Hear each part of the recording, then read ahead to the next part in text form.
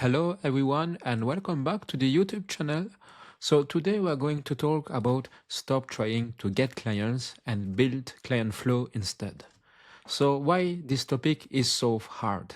Well, if you are a therapist watching this, there's a good chance you are doing something right already. You are competent, you care deeply about people, and your clients get results as well. And yet, the business side of your practice still feels strangely unstable. Some months feel fine, and other months feel like empty. And in between, there's this constant background thought running in your head. Am I doing enough? Should I post more? Should I post something? Should I post more frequently? Or maybe should I try something else? And you ask yourself those questions not because you love marketing, but in general because silence feels unsafe. So, what I want to say first, very clearly, is this: that tension you feel right now, well, that tension has nothing to do with your worth, your skill, or your motivation as well. It has everything to do with how your practice is structured. So, most therapists were never taught how clients arrive, and they were only taught, of course, how to help once someone is already in the room. But you were never taught to attract the appropriate client to get in your room. So when it comes to the business side, well, you are left improvising, trying things, and hoping that something will succeed. But that improvisation is slowly draining you right now. So let's talk more about the hidden cost of getting clients. So it sounds harmless, but notice what it implies. Well, it implies effort followed by relief, action followed by waiting, and trying followed by uncertainty. So when you are in getting clients mode, every action carries emotional weight. If you post something, well, you secretly wonder if it will lead to a booking. If you talk about your work, you wonder if it sounded convincing enough. And if someone doesn't reply to you, then you replay the interaction in your head. So nothing is neutral here. Every success doesn't feel safe because you don't know if it will repeat itself. And that's why so many therapists and even coaches feel exhausted before they are even fully booked.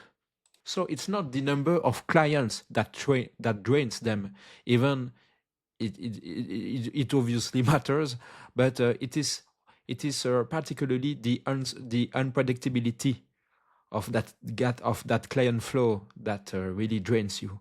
So randomness keeps your nervous system always in an alert mode.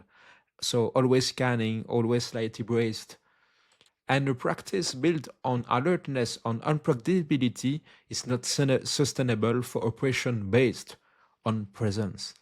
So it's why it's important to make a reframe and to talk about that distinction, randomness versus design. Randomness is when things happen, but you don't know really why. So a client finds you here, another one there. Sometime referrals come, sometime nothing happens. So design is when you understand the path, not in a manipulative way, but in a structured way, in a structural way. So you know where people usually encounter your work.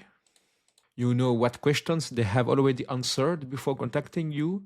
You know their problems, their struggles, their desires, and you know that when you show up consistently, something predictable happens. So this is really what client flow actually is. So not more visibility, not more work, not more hustle, but just predictability. So flow doesn't mean constant growth, but it means emotional stability, and it means also a practice that is stable in the long run.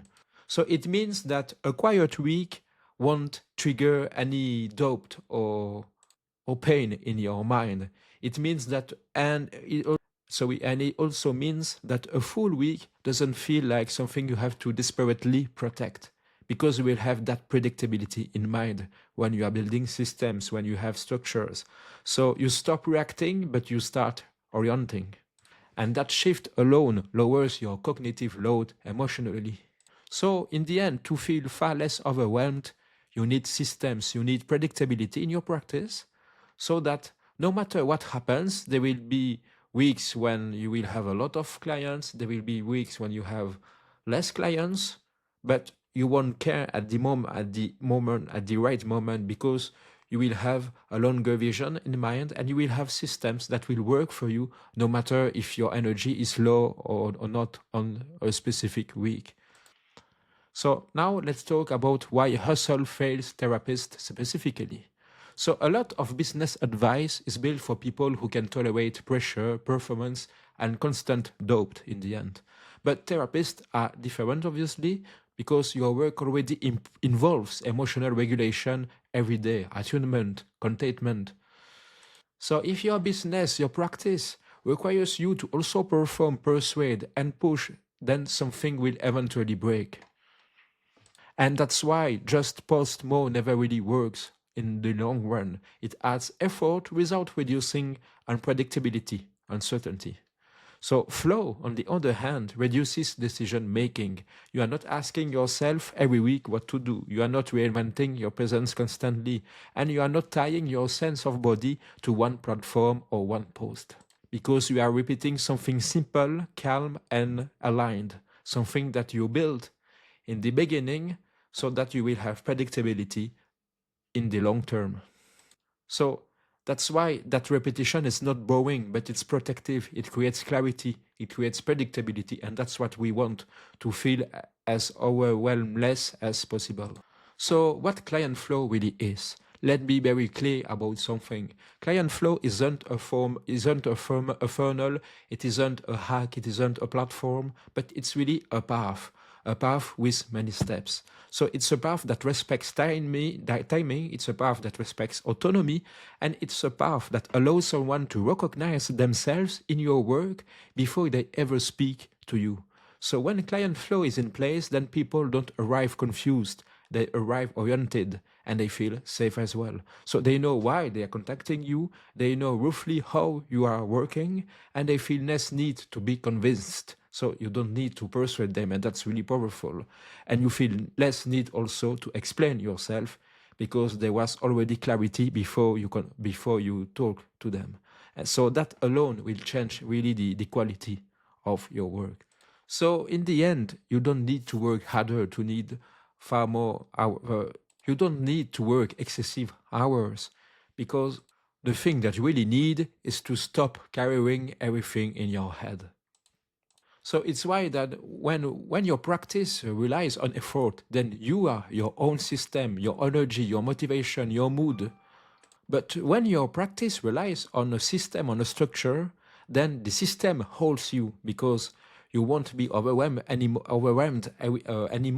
by all the things that you should think about, but you will have something predictable, you will have a structure that is built to think about those things, and therefore you will have less decision making moments, so that you can focus yourself on other things, or just focus yourself to rest. Because I know that many therapists sacrifice a lot of their time for others, but they often forget themselves. So it's why it's important to have a system, because when your practice relies on the system holds you. You can slow down without disappearing. You can rest without everything collapsing, and you can show up imperfectly and still be findable. So that's really the real upgrade. Not more clients, but more stability and less fragility. So if you have been feeling tired of trying to get more clients, I want you to hear this very clearly. That tiredness is not a weakness, it's intelligence, it's self-awareness, because it's the part of you that knows effort has limits, and that sustainability requires design. So client flow is not louder, but it's quieter. So it doesn't ask you to become someone else, and it asks you to organize what already exists. So, and once you stop chasing outcomes and start designing conditions and systems, then your practice stops feeling like something you have to constantly rescue, but it will feel like something predictable, and will start feeling that like something that supports your back as well. That supports you back as well, sorry. So again, it's why it's that important to have systems, to build things that are predictable, so you won't need to think about this, about that, because you will already have structures that already think about those details so that you can focus yourself on more important things in your professional life, but also on your private life, because it's really important to prevent burnout. So I hope that you liked this video. If you do, you can put a like and follow the YouTube channel, and let's see each other for the next video. Goodbye.